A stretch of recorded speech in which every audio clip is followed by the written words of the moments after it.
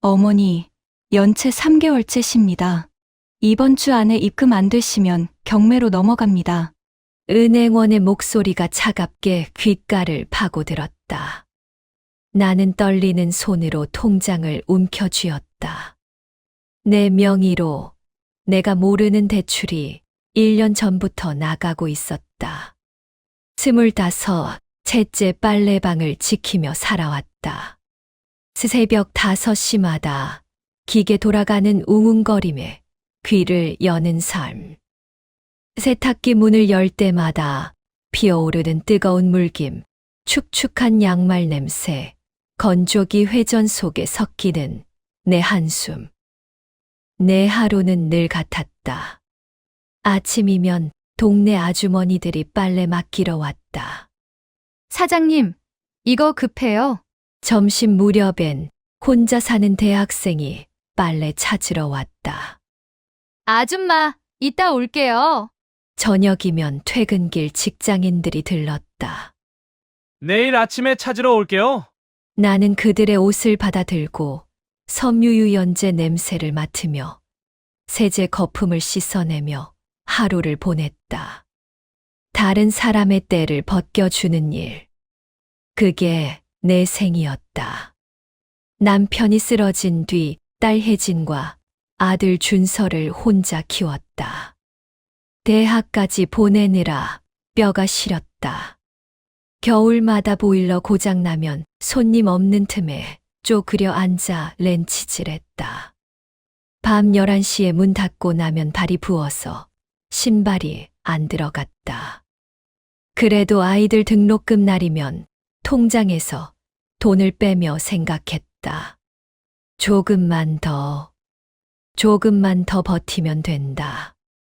아이들이 커서 각자의 자리에서 밥벌이를 시작했을 때 나는 이제 다 됐다고 믿었다. 혜진이는 회사 다니고 준서는 사업을 시작했다고 했다. 둘 다 잘하고 있다고, 이젠 엄마 걱정 말라고 했다. 그날 둘이 동시에 빨래방 앞에 서 있었다. 오랜만이라 반가웠다. 하지만 반가움보다 먼저 무언가 허전한 미묘함이 흘렀다. 준서는 손에 서류 봉투를 들고 있었고 혜진은 그 옆에서 작은 숨을 몰아 쉬었다. 엄마, 잠깐 얘기 좀 해요. 준서가 서류를 테이블 위에 내려놓았다. 혜진은 내 옆에 앉으며 손을 잡았다. 차갑고 축축했다. 엄마, 이 건물로 대출 받으면 엄마도 편해져. 노후 자금 마련하는 거예요. 요즘 노후가 무섭잖아요. 미리 준비하셔야죠. 우리가 알아봤는데 이자도 낮아요. 나는 서류를 펼쳤다. 대출 신청서, 담보물 이 건물, 대출 금액 2억. 그런데 이상했다. 서류맨 아래 내 서명과 도장이 이미 찍혀 있었다. 이거 언제 찍은 거야? 아, 그거 저번에 엄마가 도장 맡겨주셨잖아요. 그때 미리 찍어놨어요. 편하시라고. 손이 떨렸다. 도장을 맡긴 적은 있었다. 은행 일 때문에 급하다고 했어. 그런데 이런 식으로 쓰일 줄은 몰랐다. 근데 왜 갑자기? 엄마, 그냥 미리 준비하는 거예요. 나중에 급할 때 있잖아요. 준서는 시선을 피했다. 혜진은 내 손을 더 세게 쥐었다. 그 순간 이상한 기분이 들었다. 이건 내 노후를 위한 게 아니라는 직감. 그날 밤 나는 은행에 들렀다. 창구 직원은 서류를 확인하더니 표정이 굳었다. 어머니, 이미 1년 전에 대출이 나갔습니다. 뭐, 그리고 석 달째 연체 중이십니다. 이번 주 안에 입금 안 되시면 경매 절차 들어갑니다. 머리가 하얘졌다. 1년 전? 나는 서류에 서명한 적도 돈을 받은 적도 없었다. 통장 내역을 확인했다. 2억이 들어왔다가 바로 다음 날 전액 출금됐다. 내가 한 적 없는 거래였다. 집으로 돌아오는 길, 다리가 후들거렸다. 빨래방 불빛이 흔들렸다. 문을 열고 들어갔는데 세탁기 돌아가는 소리가 갑자기 다르게 들렸다. 마치 내 삶이 누군가에게 빨래처럼 짜이고 있는 기분이었다. 밤 10시. 마지막 손님이 나가고 나는 불을 끄려고 했다. 그때 보일러실 문이 열렸다. 준서가 서 있었다. 불 안 켠 얼굴은 그림자처럼 어둡고 그 안에서 날카로운 무언가가 번뜩였다. 엄마, 아직도 안 자? 목소리가 낮고 차가웠다. 언제부터 내 아들의 목소리가 이렇게 무서워졌을까? 나는 그 순간 알았다. 불길함은 절대 한 번에 오지 않는다는 것을. 천천히 물이 스며들듯 조용히 파고든다는 것을. 엄마 이러기 싫었는데. 보일러실 안 준서의 목소리가 낮게 깔렸다. 나는 그 말의 의미를 아직 이해하지 못했다. 아니, 이해하고 싶지 않았다. 뭘? 오빠가 무너지면 다 무너지잖아. 그럼 혜진이도 끝이고. 그 말에 낯선 오싹함이 스쳤다. 그러더니 그는 뒤편 보일러를 툭툭 치며 웃었다. 여기 사고 나면 아무도 이상하게 생각 안 해.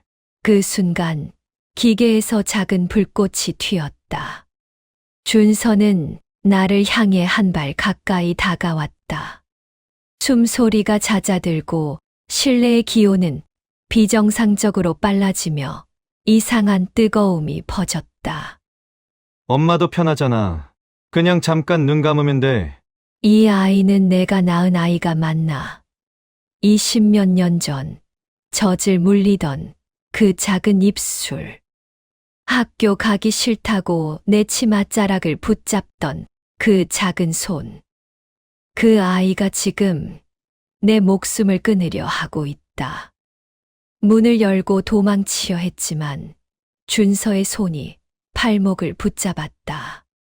그 순간 나는 본능적으로 수십 년 동안 삶을 버텨왔던 손끝에 힘을 모아 몸을 틀었다. 기계 위로 작은 공구함이 떨어지며 굉음이 터졌다. 준서가 잠시 뒤로 물러선 틈에 나는 문을 열고 뛰쳐나왔다. 심장이 터질 듯 두근거렸다. 숨이 목까지 차올랐다. 뒤에서 들린 그의 마지막 말. 엄마, 이러면 둘 다 끝이야. 그 말이 자꾸만 귀에 스며들었다. 끝내고 싶은 건 도대체 누구였을까? 나였을까? 아니면 이 빌어먹을 빚더미였을까? 밤 공기가 차가웠다. 빨래방 밖 골목길에 선 채로 나는 떨리는 손으로 휴대폰을 꺼냈다. 혜진에게 전화를 걸려다 멈췄다. 그 아이도 알고 있었을까? 오빠가 무너지면 혜진이도 끝이라는 그 말. 둘은 대체 무슨 일을 꾸민 걸까? 새벽 공기 속에서 나는 비로소 깨달았다. 내가 평생 지켜온 이 빨래방은 이미 내 것이 아니었다. 내가 낳은 아이들도 이미 내 아이들이 아니었다. 그리고 이제 나는 선택해야 했다. 그냥 눈 감고 사라질 것인가? 아니면 끝까지 싸울 것인가? 나는 며칠 동안 집에도 가지 못하고 빨래방 뒤편 작은 간이 침대에서 잠들다 깼다. 세탁기 돌아가는 소리가 누군가의 숨처럼 들렸고 건조기 회전음은 이상하게 심장 박동과 겹쳤다. 밤이면 보일러실 문틈으로 새어 나오는 불빛이 보였다. 아무도 없는데 불이 켜져 있었다. 그 틈새로 들려오는 기계음이 마치 누군가 숨죽이며 기다리는 것 같았다. 잠이 오지 않았다. 눈을 감으면 준서의 얼굴이 떠올랐다. 차갑게 웃으며 보일러를 툭툭 치던 그 손. 엄마도 편하잖아 라고 말하던 그 입술. 20여 년 전 내가 매일 밤 재워주던 그 아이가 맞나? 새벽 5시 나는 일어나 세탁기를 돌렸다. 손은 저절로 움직였지만 머릿속은 텅 비어 있었다. 물이 차오르고 세제가 풀리고 옷들이 회전하는 소리. 평생 들어온 소리였는데 이제는 그 소리조차 낯설었다. 먼저 은행 가음은 대출 기록, 마지막으로 CCTV였다. 은행 직원은 서류를 뒤적이며 말했다. 대출금은 준서 씨 계좌로 바로 이체됐습니다. 그 뒤로는 계속 연체만 쌓이고 있고요. 제가 서명한 게 아니에요. 하지만 서명이 일치합니다. 도장도 있고요. 이미 법적으로 유효한 계약입니다. 나는 통장 사본을 받아 들고 나왔다. 2억이 들어왔다가 불과 6시간 만에 전액 빠져나갔다. 내 손이 닿지 않은 곳에서 내 이름으로 모든 게 진행됐다. 대출 상담사를 찾아갔다. 그는 기록을 확인하더니 난처한 표정을 지었다. 사실 이 대출건 처음엔 혜진 씨가 상담받으러 오셨어요. 어머니, 노후 준비 명목으로요. 그런데 며칠 뒤 준서 씨가 직접 와서 계약을 진행했습니다.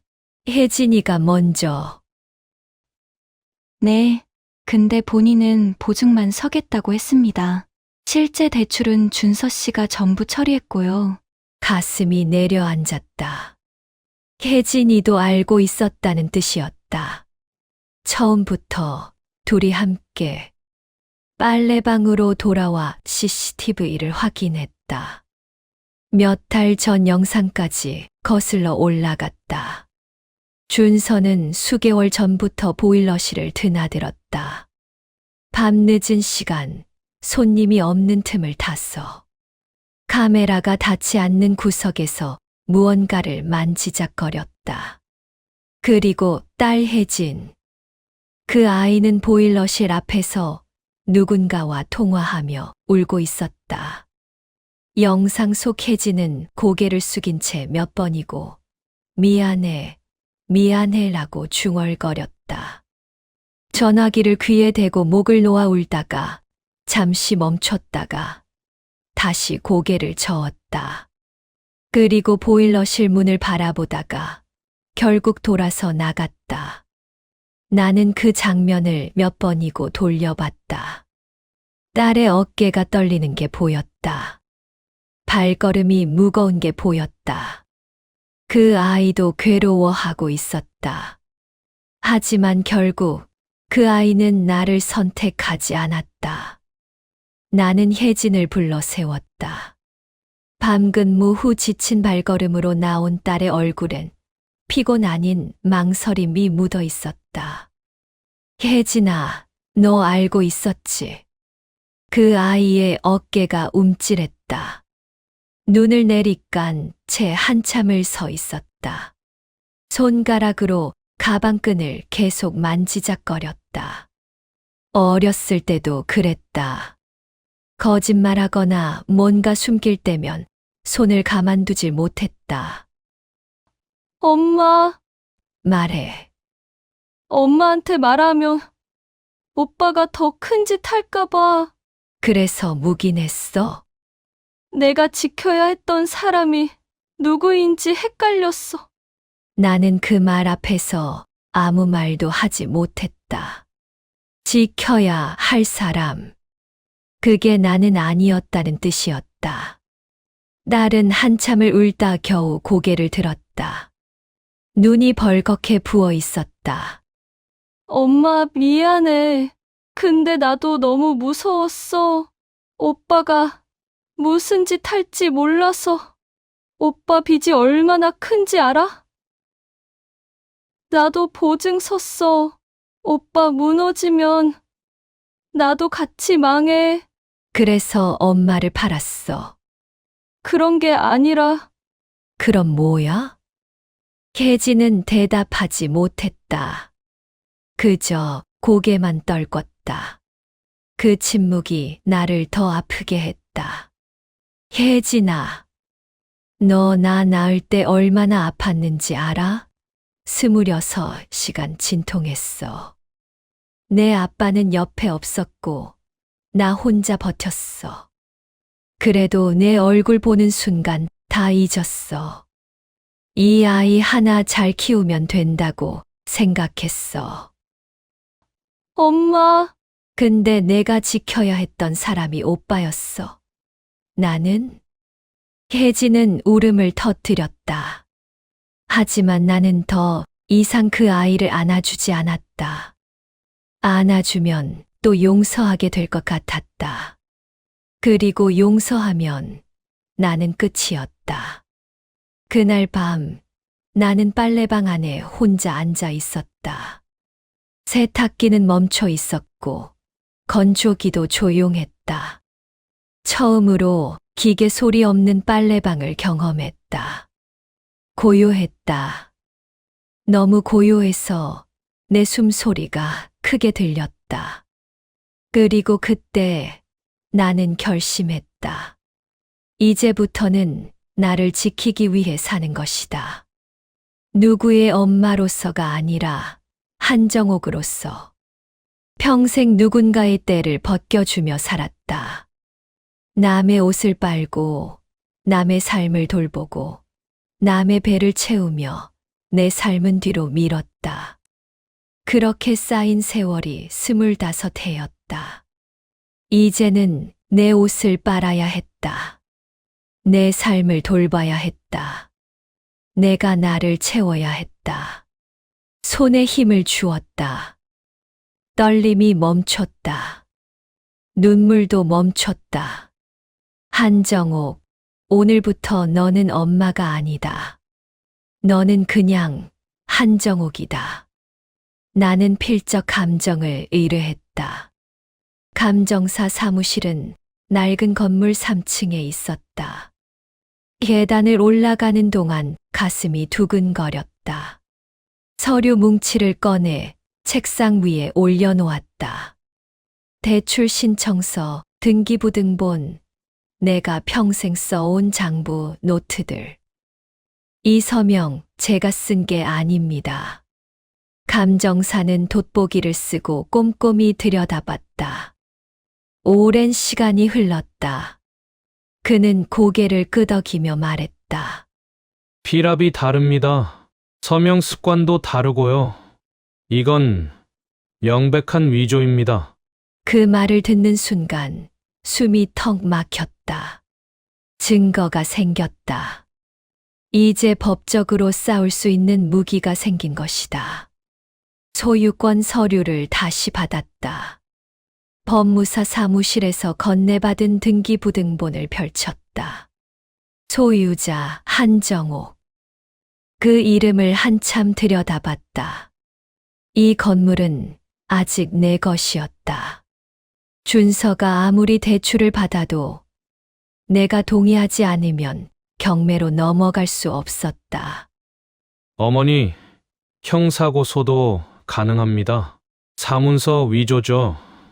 법무사의 말에 고개를 들었다. 그럼 제 아들이 감옥에 가나요? 증거가 명확하면 그렇게 될 겁니다. 나는 대답하지 못했다. 서류를 가방에 넣고 일어섰다. 고소, 감옥.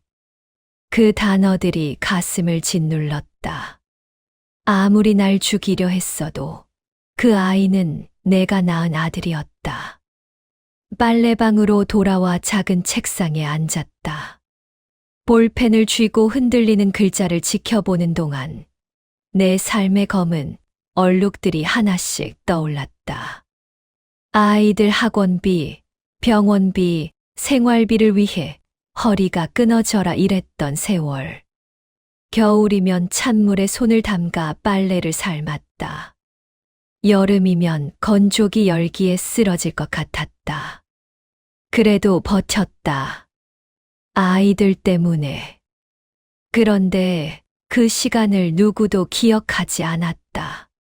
준서는 엄마도 편하잖아 라고 했다. 혜진은 오빠 무너지면 나도 끝이라고 했다. 둘 다 내가 얼마나 이 건물 하나 지키려고 버텼는지 몰랐다. 나는 모든 증거를 정리했다. 필적 감정서, 대출 기록, CCTV, 영상, 통장 사본. 하나씩 투명 파일에 넣으며 생각했다. 이제 준비는 끝났다. 기계 돌아가는 소리만 들리던 빨래방에 이제는 새로운 소리가 흘렀다. 내가 다시 내 삶의 중심으로 돌아오는 소리. 볼펜 긁는 소리, 서류 넘기는 소리, 가만히 숨 쉬는 내 숨소리. 그리고 마지막으로 준서를 불러냈다. 문자를 보냈다. 밤에 조용한 데서 얘기하자. 답장은 금방 왔다. 그래. 엄마도 결국 결심했구나. 그 말이 묘하게 차가웠다. 결심, 무슨 결심을 말하는 걸까? 설마 내가 포기할 거라 생각하나? 약속 장소는 빨래방 근처 공원이었다. 밤 10시, 사람이 없는 시간. 가로등 불빛만 희미하게 깔려 있었다. 준서는 이미 와 있었다. 벤치에 앉아 담배를 피우고 있었다. 연기가 희끗하게 피어올랐다. 엄마, 응, 이거 끝까지 갈 거야? 무슨 말이야?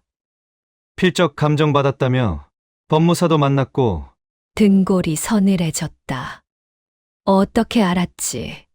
준서는 담배를 비비며 웃었다. 혜진이가 말했어. 엄마가 증거 모으고 있다고. 가슴이 철렁했다. 혜진이가 내가 만난 법무사 이름을 혜진은 알 리 없는데. 아, 맞다. 내 가방을 뒤진 건가? 준서야, 왜?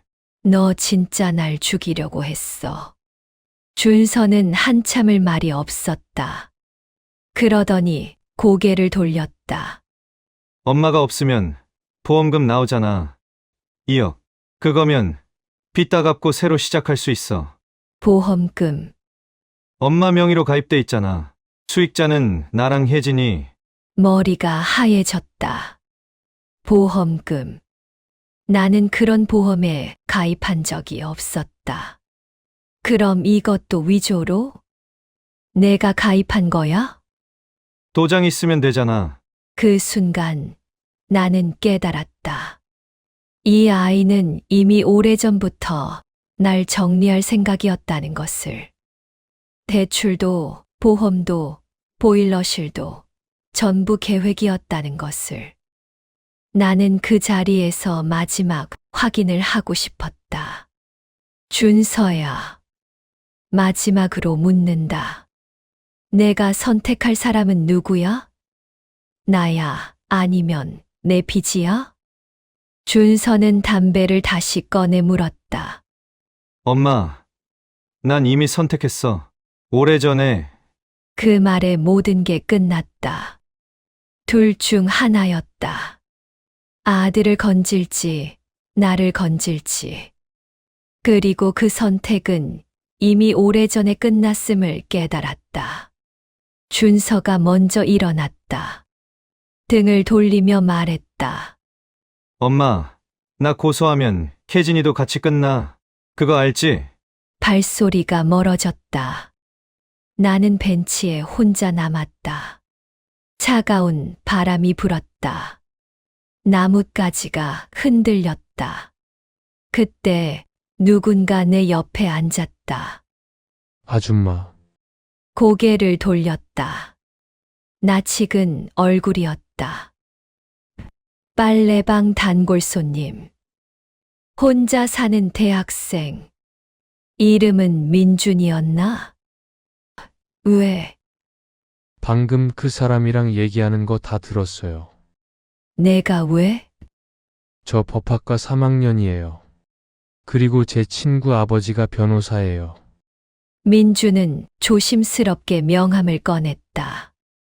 아줌마 혼자 싸우기 힘들잖아요. 도와드릴게요. 그 말에 처음으로 눈물이 났다. 따뜻한 눈물이었다.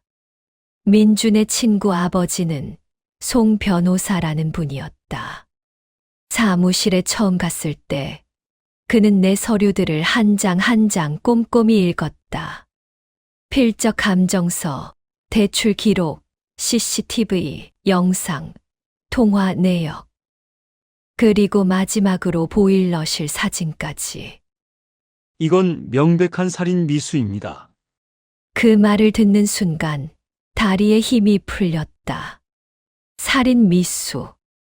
내 아들이 나를 죽이려 했다는 사실이 법적 용어로 정리되는 순간이었다. 어머니, 고소하시겠습니까? 그럼 제 아들은? 실형을 받을 겁니다. 최소 3년. 나는 한참을 말이 없었다. 송 변호사는 커피를 한 모금 마시며 기다려줬다. 어머니, 이건 선택의 문제가 아닙니다. 이미 범죄가 일어났어요. 어머니가 고소 안 하셔도 금융사기는 은행이 고소할 겁니다. 그럼 결국 똑같다는 거네요. 네. 다만 어머니가 직접 고소하시면 피해 사실이 더 명확해지고 건물 소유권 보호도 확실해집니다. 나는 고개를 끄덕였다. 더 이상 미룰 수 없었다. 진실을 확인한 뒤 나는 더 이상 미루지 않았다. 증거를 제출했다. 경찰서에 앉아 진술서를 작성하는 동안 손이 떨렸다. 형사는 차분하게 물었다. 아들분이 언제부터 이런 계획을 세운 것 같습니까? 최소 1년 전부터요. 보험금도 아들분이 가입했습니까? 네. 제 도장을 위조해서. 형사는 고개를 끄덕이며 서류에 기록했다. 대출과 서류 위조는 수사에 들어갔다.